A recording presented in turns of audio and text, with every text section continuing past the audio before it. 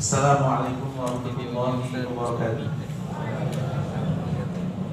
Alhamdulillahi rabbil alamin, qayyumis samawati wal ardin, wa asyhadu an la ilaha illallah wahdahu la syarika lah, ilahal awwalin wal akhirin, wa asyhadu anna Muhammadan abduhu wa rasuluh, al-mab'uts bi tauhid rabbil alamin, wa salawatu rabbi wa salamuhu alaihi wa ala alihi wa sahabatihi ajma'in. Amma ba'du, kaum muslimin dan muslimat yang dirahmati Allah tabaraka wa ta'ala. Alhamdulillah kita masih diberikan oleh Allah Jalla wa ala nikmat yang besar, yaitu konsisten dan nikmat berjamaah salat Isya dan juga dapat menjalankan ibadah puasa Ramadan dengan sehat walafiat. Kaum muslimin dan muslimat yang dirahmati Allah tabaraka wa ta'ala, di balik syariat yang Allah Subhanahu wa ta'ala tetapkan ataupun mewajibkan berupa bulan Ramadan, di dalamnya ada saum dan juga rangkaian ibadah-ibadah yang lainnya yang kita jalankan setiap hari. Di situ banyak sekali fawaid ataupun hikmah pelajaran yang dapat kita ambil. Dan pada kesempatan hari ini izinkan saya untuk menyampaikan beberapa fawaid ataupun pelajaran yang dapat dipetik dari syariat saum wajib Ramadan yang Allah Subhanahu wa ta'ala syariatkan kepada umat ini dan umat sebelum Nabi Muhammad sallallahu alaihi wasallam. Yang pertama adalah bahwa taqarrub, mendekatkan diri kepada Allah Subhanahu wa ta'ala dengan saum Ramadan ini bentuknya adalah tarkul halal, yaitu meninggalkan sesuatu yang halal seperti makan, minum, kemudian juga bersenggama dengan istri. Itu tidak akan pernah diterima oleh Allah tabaraka ta'ala sebelum kita meninggalkan yang haram. Jadi meninggalkan halal berupa saum, dari minum, dari makan dan bersenggama dengan istri di siang hari, ini tidak akan bernilai apapun di hadapan Allah Subhanahu wa ta'ala sebelum kita meninggalkan yang haram. Sebagaimana Nabi SAW bersabda dalam hadis, man lam yada qaula zur wal amal bihi falaysa lillahi hajatun fi an yada'a ta'amahu wa syarabahu. Barang siapa yang belum meninggalkan perkataan dusta atau perbuatan dusta, maka Allah tabaraka wa ta'ala tidak butuh dahaga dan hausnya di siang hari. Karena para ulama mengatakan bahwasanya saum ini tidak akan bermanfaat ketika seorang hamba hanya saum perut saja, akan tetapi jawarihnya, anggota badannya tidak ikut saum. Termasuk di sini adalah saum lisan. Yang kedua adalah seorang mukmin di bulan Ramadan ini dihadapkan atau dipertemukan dengan dua macam jihad. Jihad yang pertama, semuanya dua-duanya adalah jihad yang terkait dengan jihadun nafs, jihad jiwa. Jihad pertama adalah jihad di siang hari, yaitu meninggalkan yang halal demi taqarrub pada Allah Subhanahu wa ta'ala seperti tadi, makan dan minum. Yang kedua adalah jihad di malam hari, yaitu jihad qiyamil lail, jihad berdiri untuk menghidupkan malam-malam di bulan Ramadan. Di antaranya adalah salat tarawih, kemudian mendekatkan diri kepada Allah Subhanahu wa ta'ala dengan tahajud atau amalan-amalan yang lainnya. Yang selanjutnya adalah Allah tabaraka wa ta'ala. Kalau kita lihat sedikit sejarah, bahwasanya Allah tabaraka wa ta'ala telah menolong Nabi Muhammad SAW dan para sahabatnya di bulan Ramadan ini, terutama pada peristiwa besar yang yang ada dalam sejarah Islam dalam perjalanan sirah nabawiyah. Di antaranya adalah peristiwa Badar, kemudian Fathu Makkah.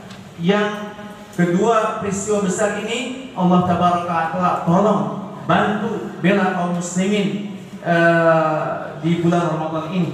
Akan tetapi kalau kita sedikit saja merenungi bahwa kaum muslimin di waktu itu ditolong oleh Allah tabaraka wa ta'ala dalam keadaan adillah, dalam keadaan butuh bantuan pada Allah tabaraka wa ta'ala. Dalam ayat dikatakan, walaqad nasarakumullahu bi badrin wa antum adillah. Allah tabaraka wa ta'ala telah menolong kalian di hari Badar, wa antum adillah, dan kalian dalam keadaan terpuruk, dalam keadaan lemah.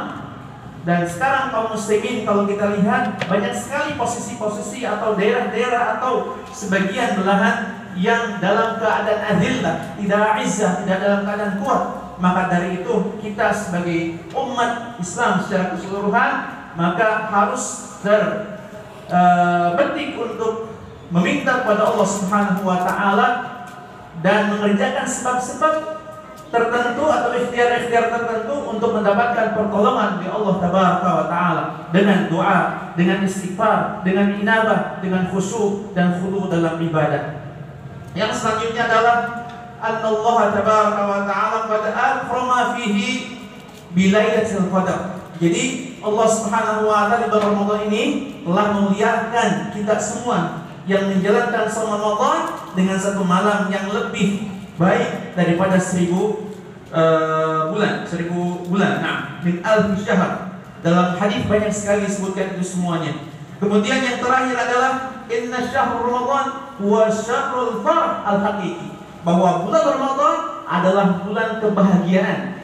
Bulan kebahagiaan yang hakiki, yang sebenar-benarnya kebahagiaan. Karena sebagian manusia atau mungkin kita semua terkadang bangga, bergembira, berbangga-bangga dengan harta, dengan jabatan, dengan rupa, dengan fisik, dengan kesehatan. Tetapi itu semua terkadang menyeret manusia kepada keterpurukan karena lengah terhadap syukur kepada Allah Tabaraka wa taala. Ada sisi buruknya. Akan tetapi farah al-haqiqi, kebahagiaan yang hakiki di bulan Ramadan ini yaitu kebahagiaan dengan ketaatan. Allah Tabaraka wa taala firman dalam ayat, "Qul bi fadlillahi wa bi rahmatihi fabidzalika falyafrahu." Fabidzalika falyafrahu huwa khairun mimma yajma'un. Katakanlah wahai Muhammad, dengan keutamaan Allah Tabaraka wa taala dan rahmatnya. Apa maksudnya? Adalah ketaatan kepada Allah Tabaraka wa taala. Hendaklah mereka bergembira, bersukaria dengan ketaatan tersebut.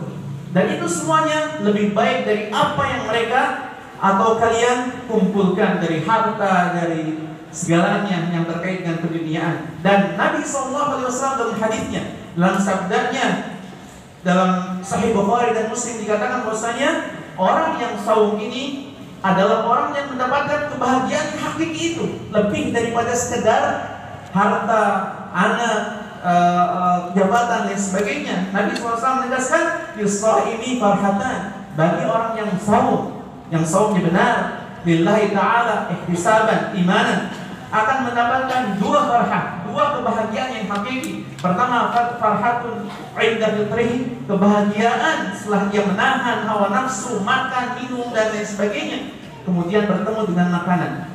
Subhanallah, disitulah nikmat yang sesungguhnya.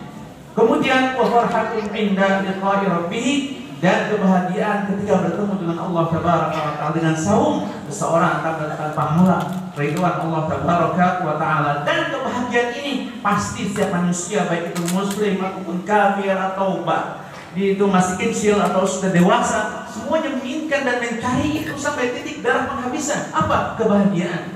Dan kebahagiaan ini secara real akan didapat oleh kita semua yang melakukan ibadah saum di bulan Ramadan ini. Semoga Allah Tabaraka wa taala menerima amal ibadah kita, saum kita, qiyam kita, qiraah kita, dan semoga Allah Subhanahu wa taala memberikan taufik dan banyak umur sampai selesai Ramadan dan bahkan Ramadan yang selanjutnya. Barakallahu lakum.